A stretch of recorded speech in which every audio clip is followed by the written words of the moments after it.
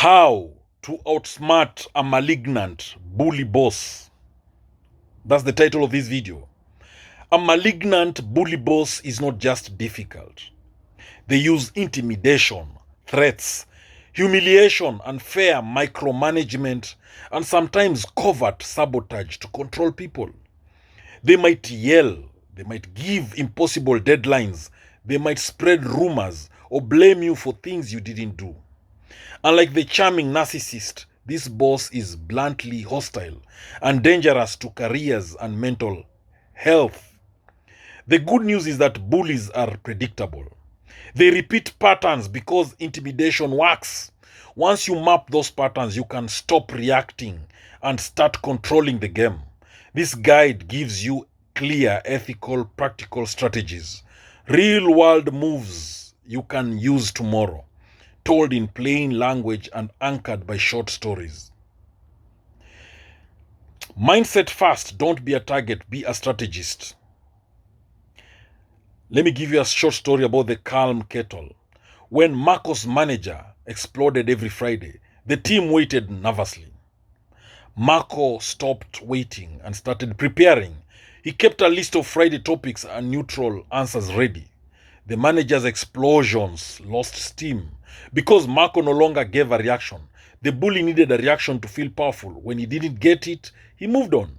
Now, the key points here is assume the bully's goal. That is to create fear and deflection. And your goal is to maintain control of your work, dignity, and records. And think like a chess player, 4 moves ahead, not one furious reaction behind. Now, before every interaction, take 3 breaths, set a simple objective, get clarity about the deadline, and stick to it. Also, build an ironclad paper trail. Evidence is your refuge. Let me give you a short story about the deadline proof. Tara's boss screamed that she missed a client deadline. Tara had an email chain showing the boss changed the deadline 3 times and approved the final draft. She printed it and handed it to HR. The boss shrank. When you show facts, the bully's performance art collapses. Now do this now. Confirm verbal instructions by email. You can say per our call, I'll deliver X by Friday, correct? You can also keep meeting notes with dates, attendees, and decisions. 1-line minutes are fine.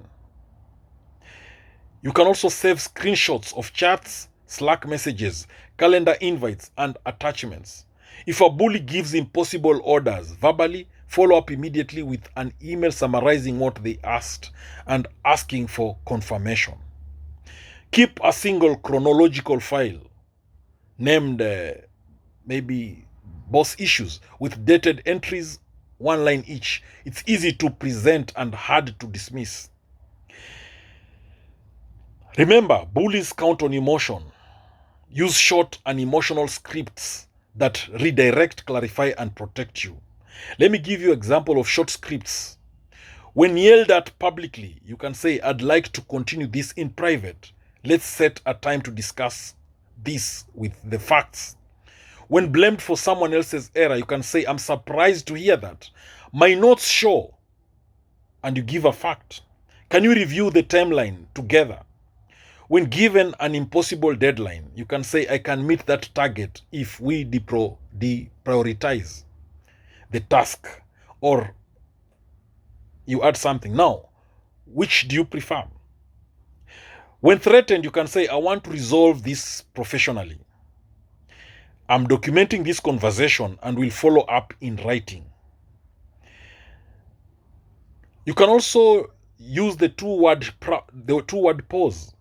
Leah's manager insulted her in a meeting. Instead of snapping, Leah said calmly, documented. Then she summarized out loud the agreed next steps and emailed the meeting notes immediately after. The bully's insult became a lonely echo because Leah anchored the interaction to facts. Now, why this works? Short, calm statements remove drama and force the bully into a factual frame which they hate.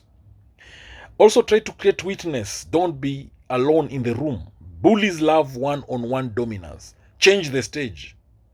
And the tactics: whenever possible, invite a colleague to meetings or ask HR to join sensitive conversations. Send pre-meeting agendas and post meeting notes to attendees and CC relevant people. This creates a public record and discourages theatrics. During heated talks, say, "I'll summarize for everyone after this meeting," then do it. Let me give you a story that relates to this, the meeting switch. Omar was about to take a private performance hit. He asked his manager for a one-on-one review, but said he wanted to invite HR to help mediate. The manager protested, then agreed. With HR present, the manager's public bullying became muted, and the conversation turned to facts. Now, sometimes the smartest move is calm compliance, but on your terms. How tactical compliance works: you can say yes to demands you can meet, while documenting capacity constraints. You can also offer choices that are manageable. This makes the bully pick a path you can live with. You can also use the phrase, "I can do A by X date or B by Y date. Which do you want?" You can also, let me give you a story about the two-choice shield. When the boss demanded a full report by midnight, Sima replied with two realistic options and the trade-off. The boss, forced to choose, picked the option that kept Sima's work quality intact. The bully's power came from forcing impossible choices, so don't accept those traps. Now there's the issue of visibility and allies. Make your work public, build support. Bullies sabotage privately, counter with public visibility. And the actions here: send weekly "what I did," "what I'm doing" emails to your manager and their manager. Request to present short project updates at team meetings. Build alliances in other departments. A network is protection. And keep a list of people who can confirm your work. That includes clients, colleagues, and vendors. The short story here is about the morning report. Every Monday, June emailed her manager and the director a two-line update. The boss tried to undercut her in meetings, but the director already knew who did what. The bully's attempts to rewrite reality failed. Escalation is not whining. It's a tactical move when the bully's actions harm work or cross policy lines. So steps to escalate smartly include: try a documented private conversation first. Short email, "Can we meet, for instance, to clarify expectations?" If abuse continues, compile a one-page timeline and relevant documents. Keep it factual, not emotional. The other step is to request a confidential meeting with HR. I'd like guidance on recurring managerial behavior affecting work. Follow up the meeting with a written recap to HR and your boss if advised. Keep everything in writing. So when to escalate immediately: threats of violence, physical intimidation or harassment, discrimination based on protected characteristics, and retaliation after you've made a complaint. Now, there are short stories about the quiet record. Diego went to HR after months of blaming and impossible tasks. He had a simple 6-month timeline of incidents with emails. HR acted because the pattern was clear, not because he was sensitive. So the other way of outsmarting a malignant bully boss is to defend against sabotage. Protect your deliverables. Bullies sometimes hide files, alter deadlines, or sabotage work. Preempt that. How do you defend yourself? Keep version backups of all work. Use timestamps and cloud saves. Send completed deliverables to multiple stakeholders, not just the boss.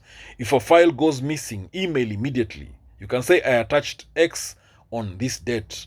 Please confirm you received it." This creates a time-stamped trail. Use shared drives with access logs if available. A short story relating to this is about the missing file. When a crucial spreadsheet disappeared, Nia could produce the original emailed file and timestamps. The boss's accusation that she lost it evaporated because the file history proved otherwise. Then we can, to outsmart a malignant narcissist, be aware of psychological tactics and be calm, mirror, and deflect. You can use soft psychological moves to blunt attacks without being mean. You can mirror, repeat the bully's complaint in neutral words. This takes heat out. E.g., you are worried the client will be upset if we miss this milestone. I hear you. Now, deflate with logistics. Turn emotional accusations into planning tasks. If that is true, let's list exactly what went wrong and who owns each item. Then you can grey rock when needed. Become unengaging and boring. The bully gets bored and moves to an easier target. A story related to this is the mirror trick. When the boss accused Nina of not caring, she calmly said, "So you feel the client priorities haven't been followed? Let's itemize." The boss, thrown into logistics, had nowhere to rant, and Nina led the solution. The other way of outsmarting a malignant boss is the exit strategy. When staying is worse than leaving, sometimes the wisest move is to leave on your terms. So you create an exit plan, quietly update your resume and LinkedIn, and line up interviews. Collect references from allies before you resign. Time your exit around completion of critical deliverables if you want clean references. Have a simple resignation script, factual, short, professional. And have a short story. I have a short story that relates to this. This is the strategic work. Anna saved for 6 months, updated her portfolio, and quietly interviewed. When she landed a new job, she resigned with calm professionalism and kept her network. The bully's final attempts to sabotage references failed because she had allies and proof of performance. If the bully crosses legal boundaries, that is harassment, discrimination, threats, coercion, talk to a lawyer before you do. Keep your documentation organized. Note dates, witnesses, and exact words where possible. Many employment lawyers offer initial consultations. So don't threaten the boss yourself. Let professionals handle legal escalation. Bullies drain energy, so protect yourself. Set strict work hours and boundaries. Don't answer toxic after hours messages unless necessary. Talk to a trusted friend or a therapist. These experiences are real and valid. Use small rituals to decompress. Walk after work, turn notifications off, or write a short gratitude log. After every rough day, Ramon wrote 3 things he did well that day. Over a week, his confidence rebuilt. He stopped carrying the boss's babs home. So, play smart, stay clean, win your life back. Outsmarting a malignant bully boss is not about being cruel. It's about being clever, disciplined, and deliberate. The bully's strength is chaos and fear. Your strength is evidence, calm, allies, and strategy. Now, a quick checklist to get started. Start an incident timeline today. Confirm all verbal instructions by email. Use the short scripts in real conversations. Invite witnesses or CC stakeholders in meetings.